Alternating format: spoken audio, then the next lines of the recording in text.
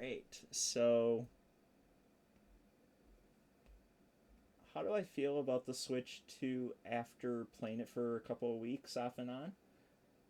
Overall, I think it's a vastly improved version of what we did get with the Switch 1. Um, I think, I mean, obviously Nintendo didn't improve on every single aspect. So the UI and everything kind of feels very very identical, but there is some vast differences that separate it from the original Switch. But yeah, it's mostly they played it safe with the operating system and everything. Um, but they did add, like I said, they added a few different. There's a few differences to this versus the OG Switch. I would say one of those is Nintendo actually added a proper voice chat functionality to the Switch 2, and that's something that was vastly absent in the OG Switch. Because with the OG Switch, you needed to have a phone.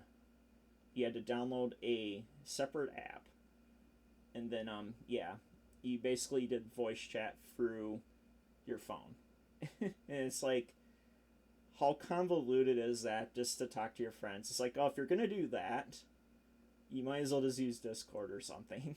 Because it's a lot of steps just to do voice chat with your friends on Switch, on the OG Switch. So I'm happy that Nintendo actually addressed that with the Switch 2, and they actually integrated it into the console itself. So you don't have to go for all these extra hoops just to use voice chat if that's what you want to, if that's all you want to do, voice chat with your friends. And also there's a game share functionality and stuff. So it's if you have a webcam and stuff, you can share your game with a bunch of friends. So say you want to do a speed running tournament or something, who can beat the Legend of Zelda Ocarina of Time the quickest, and you want to share your screen. You technically can do that for your game. You can do that for game chat as well. Um, and Pretty much, yeah, yeah. So I mean that's so yeah. Like I said, if you do you do have a bunch of friends on your friends list on Switch, and you own a Switch too, you have access to that game chat functionality. So that's pretty cool. And there's also a shortcut button on the Joy-Con 2s, and if you have a Switch Pro Controller 2, um, as well, there is a shortcut on there for game chat as well. Um, I think the only thing that kind of questionable to me on that is you have to actually verify your account with a phone number, like a cell phone number. I don't know why they want you to do that. I don't know if that's to prevent people from spamming. I don't know what that whole deal's about, but um you have to you have to enter your cell number to use game chat. But so I like I said, I don't quite know what that's about, but um I don't know, maybe most people won't care, it won't bother them that they have to do that, or maybe they'll drive them away from using it. I don't know. But either way, though, it is an improvement. Um, to it is an improvement over the base Switch. Obviously, the one thing they didn't really improve on is you still need friend codes to add friends and stuff. You can't just search a friend up by their name. That's something that's kind of questionable. I don't know why they didn't change that feature. They kind of kept that the same from the OG Switch, and yeah, obviously there's no achievements or anything. Um, that doesn't really bother me. And yeah, you can't change how your background looks. You only have two options, like the OG Switch. Again, those are very small nitpicks. That doesn't really deter from how the console operates and everything. Um, but Yeah, so it also has a 1080p LCD screen that supports up to 120 hertz, with variable refresh rate and HDR. So that's pretty cool. And also, it looks really nice in comparison, obviously, to the OG Switch on my OLED monitors. And that I would hope it would, because yeah, it supports native resolutions up to like 4K or whatever. So, I mean, you would want to think if you have a monitor that's like 1440p, you'd think it would look decent. And yeah, it does. It looks really good. And honestly, it looks really good. I honestly thought the LCD screen wasn't going to be like really, really sharp or anything. I don't know why, because after going from like an OLED, like an LCD to like an OLED or whatever, it's just like you notice like subtle differences. And somehow I feel like Nintendo actually pulled it off by using an LCD screen in the Switch 2 for this model. Um, because it looks pretty damn good, to be honest. You would just think it wouldn't like look nearly as sharp as it should, but I think maybe it has to do with the 1080p resolution versus the 720p resolution that the Switch 1 used.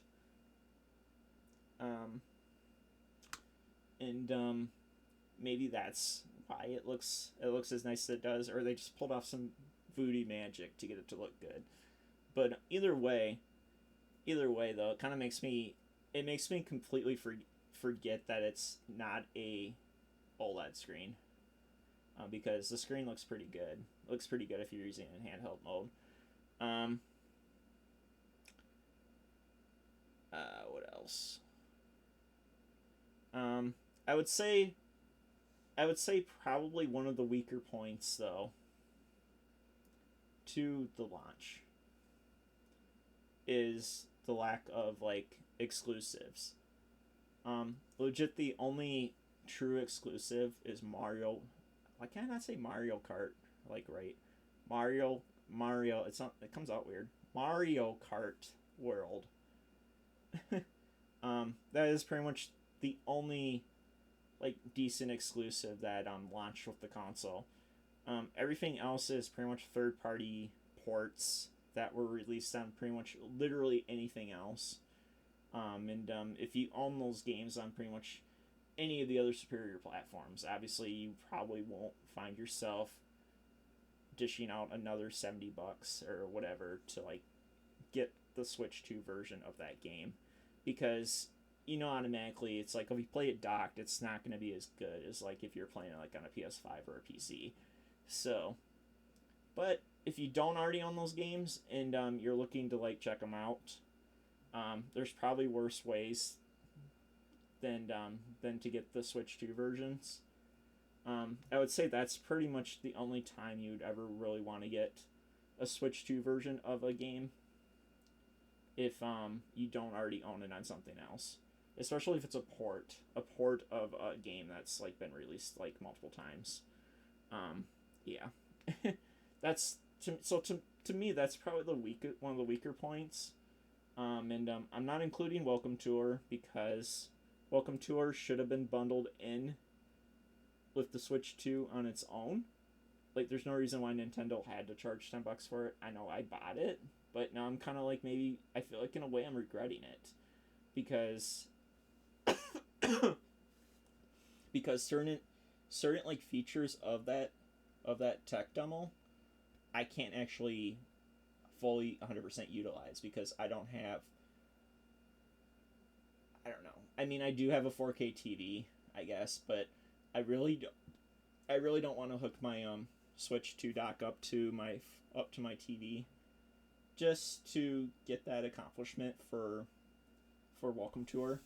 It's just, it's more work than it should. It's more work than it's worth. So, and like I said, I'm kind of like spoiled by the OLED monitors that I've been using lately.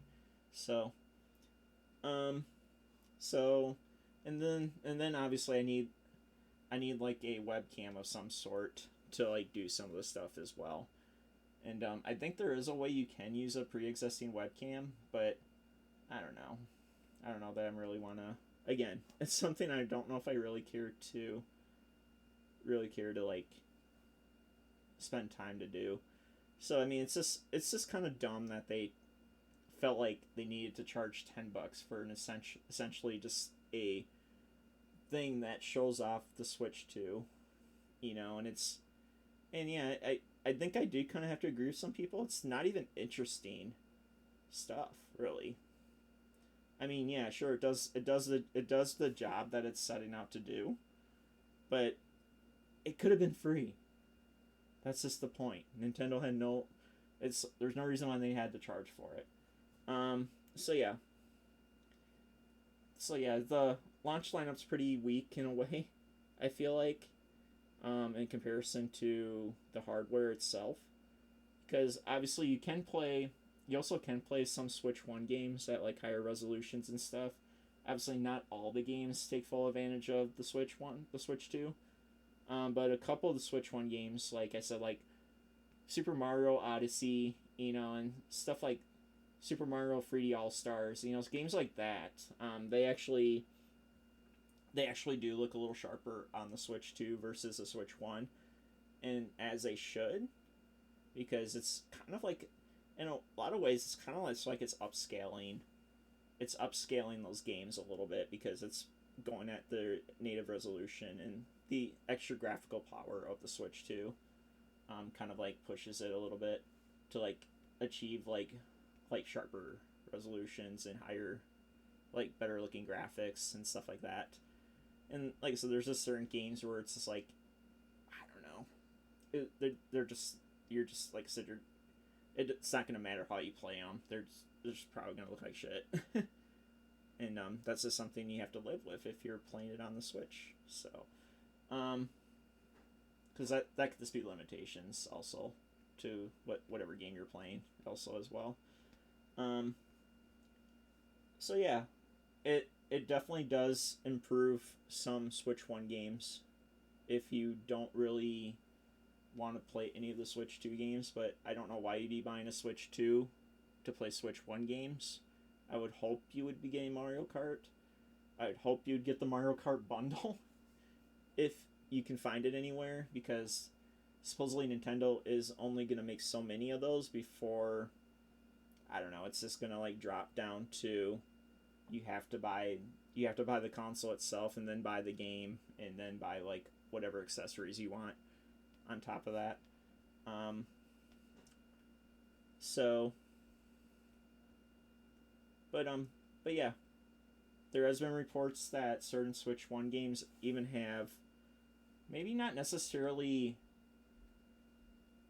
they don't look better. Like some games might just look muddy in general, just because, like I said, it's just the way the game is on the Switch. The game was optimized or whatever. It's not utilizing the capabilities of the Switch 2 a ton. Um, there has been games that have been confirmed to have like faster load times versus the Switch One, which is nice if you don't really want to sit around waiting decades for a certain game to load.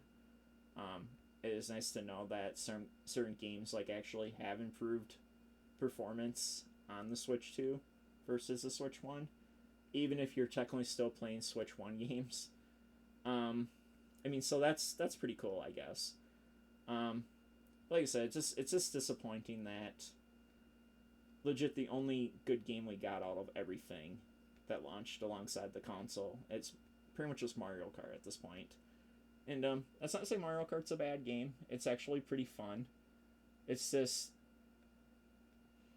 when they're charging $450 for this console, and that's like your headliner game, it's kind of not great. If that makes any sense to anybody. Um, but thankfully we are getting Donkey Kong Bonanza in a few weeks on July 17th. I do have it pre-ordered, and I will be playing it. I don't know if I'm going to stream it on Twitch or if I'm going to just play it for myself. More than likely I'll probably stream it, just because I'm kind of like trying to find another game to stream outside of Mario Kart for a little bit. Although I did buy Fast Fusion. Oh, maybe I'll do a review of that too. I don't know. But yeah. overall though, I'm very very I'm very satisfied. I feel like for the most part, it's a supercharged version of the Switch that we had before, and I think it's just a lot better, in my opinion, as obviously as it should be because it is the next generation of the Switch ecosystem. So you would want to think it would be better, and I feel like for the most part it is. It just needs the games now. Anyways, so if I was to give it a score out of 10 based on just hardware, I'd probably give it a 9 because there's obviously still room for improvement, and it's still fairly new. So I mean, there's still a lot Nintendo can actually pump out of this thing. Um, and maybe I don't know if I'll do an updated review at any point, but if I do, maybe I'll give it a 10. But yeah, as it stands, I think a 9 is pretty good. I'm being more generous than IGN was with their 7. Their 7's pretty fucking pathetic. I'm sorry, it just is. It's like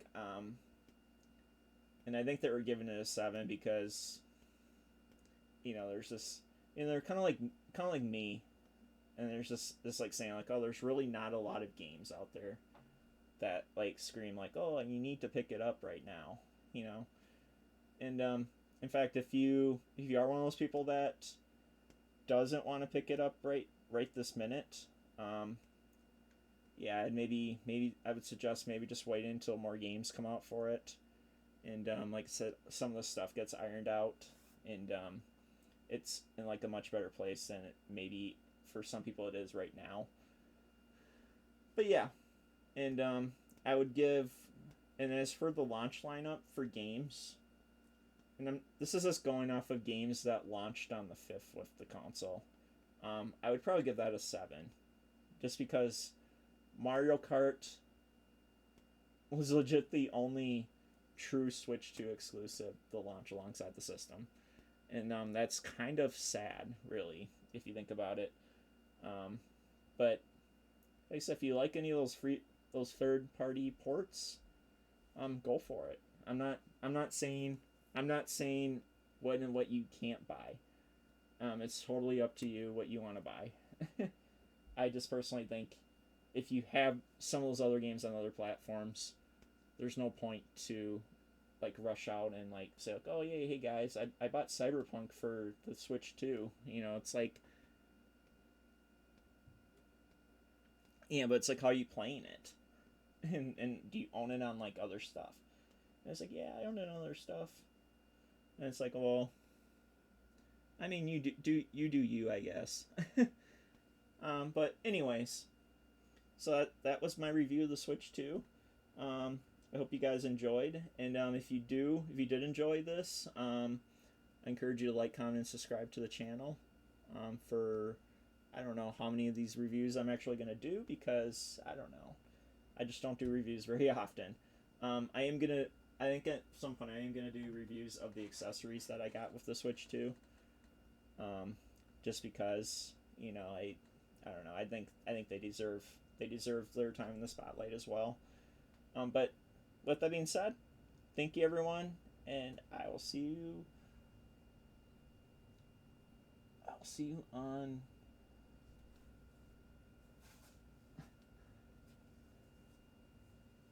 I'm trying to think of something clever to sign out with. um,